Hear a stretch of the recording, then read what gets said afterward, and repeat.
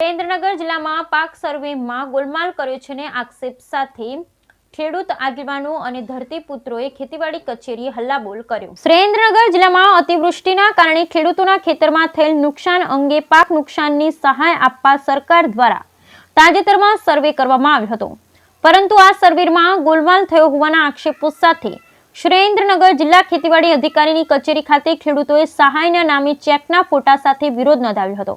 પાક નુકસાનમાં ખેડૂતો સાથે થયેલી ગોલમાલ મુદ્દે આજરોજ રાજુભાઈ કરપડાની આગેવાનીમાં સુરેન્દ્રનગર જિલ્લા ખેતીવાડી અધિકારીને રજૂઆત કરવામાં આવી હતી। એક પણ જગ્યાએ સ્થળ પર પંચરોક કામ કરવામાં આવ્યું નથી, સ્થાનિક આગેવાનને સાથે રાખવામાં આવ્યા નથી, અમુક ગામને સર્વેથી બાકાત કરવામાં આવ્યા તો અમુક જગ્યાએ બાજુબાજુના બે સર્વે નંબર હોય સરખી જમીન ધરાવતા ખેડૂતોને પણ વધતા ઓછા પ્રમાણમાં રકમ વળતર પેટે મળી રહી છે। એ પણ મજાક સમાન માત્ર ઓફિસમાં બેસી નુકસાનના આંકડા લખવામાં આવ્યા હોવાના ધરતીપુત્રોએ આક્ષેપ કર્યા છે। જ્યાં થોડાઓને સર્વે થાય તો પણ નુકસાનીના આંકડા જાણી જોઈને બદલવામાં આવ્યા છે, જેના પુરાવા સાથે આજે રજૂઆત કરવામાં આવી।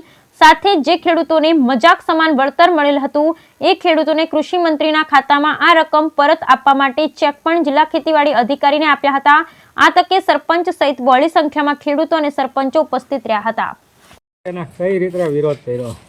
ચાલુ વર્ષે ચોમાસુ સિઝનમાં ખેડૂતોને અતિવૃષ્ટિ અને કમોસમી વરસાદનો સામનો કરવો પડ્યો।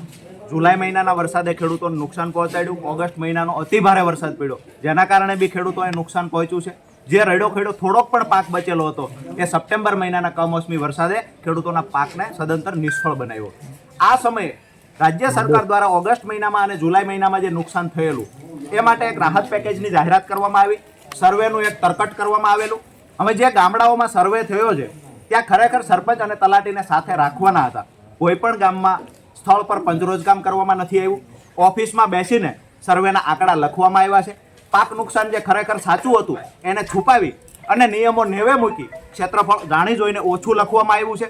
કેમ કરી અને ખેડૂતોને ઓછું વળતર ચૂકવવું, આયોજનપૂર્વક ખેડૂતો સાથે એક ષડયંત્ર થયું છે। આજરોજ અમે જ્યારે જિલ્લા ખેતીવાડી અધિકારીને આ મુદ્દે રજૂઆતો કરી કે 2 હેક્ટર કરતાં વધારે જમીન ધરાવતા ખેડૂત હોય જેને 33%થી વધારે નુકસાન છે તો માત્ર ને માત્ર 5,000, 7,000, 8,000 જેવી નજીવી રકમ શા માટે જમા થઈ? અમુક ગામ એવા છે આખા ગામને એક સમાન રકમ મળી છે, અમુક ગામ એવા છે માત્ર ગામની અંદર 8 ખેડૂતને સહાય મળી છે। આજે જ્યારે ખેડૂતો સાથે એક તો ખેડૂત દેવામાં ડૂબેલો છે, ઉપરથી જ્યારે અધિકારીઓ સાથે ષડયંત્ર ખેડૂતો ઉપર કરવામાં આવ્યું અને રકમની વળતરની રકમ ઘટાડવા માટે આયોજનપૂર્વક જ્યારે છેતરપિંડી થઈ છે ત્યારે જે ખેડૂતોની મજાક થઈ છે એ ખેડૂતો આજે જિલ્લા ખેતીવાડી અધિકારીને રજૂઆત કરવા આવેલા અને સાથે પોતાને ચેક લાવ્યા છે કે આ અમને જે 5,000, 4,000 જેવી નજીવી રકમ અમારા ખાતામાં જમા થઈ છે આ અમે કૃષિ મંત્રીને પરત આપીએ છીએ। ખેડૂતો આજે ચેક મારફતે કૃષિ મંત્રીને રકમ પરત આપવા આવ્યા છે અને જે જવાબદાર અધિકારીઓએ ખેડૂતોના જે આંકડાઓ બદલ્યા છે, જેને ખરેખર પાક નુકસાનના સર્વેમાં ગોલમાલ કરી છે, એની વિરુદ્ધ સખત કાર્યવાહીની માંગ સાથે આજે રજૂઆત થઈ છે। જો પરિણામ નહીં મળે તો આવનાર દિવસમાં ખેડૂત મોટી સંખ્યામાં અહીંયા ઉપસ્થિત રહે અને આક્રમકતાથી રજૂઆતો। ખાસ કરીને કયા કયા ગામના ખેડૂતોએ ચેક પરત આપ્યા છે? મૂળી તાલુકાના, થાનગઢ તાલુકા, સાયલા હોય, ચોટીલા હોય, આ તાલુકાના ખેડૂતોએ અહીંયા આજે ચેક પરત આપ્યા છે। એમાં રાણીપાટના તો ખેડૂત એવા છે જેને માત્ર 3500થી આસપાસ જ રકમ મળી છે। એ ખેડૂતોએ મોટી માત્રામાં ત્યાંથી ખેડૂતો ઉપસ્થિત રહ્યા અને પોતે જે વળતર મળ્યું છે એ રકમના સ્ક્રીનશોટ સાથે, બેંકની ડિટેલ સાથે પોતાની સહી વાળો ચેક આજે અહીંયા જિલ્લા ખેતીવાડી અધિકારીને આપ્યો છે।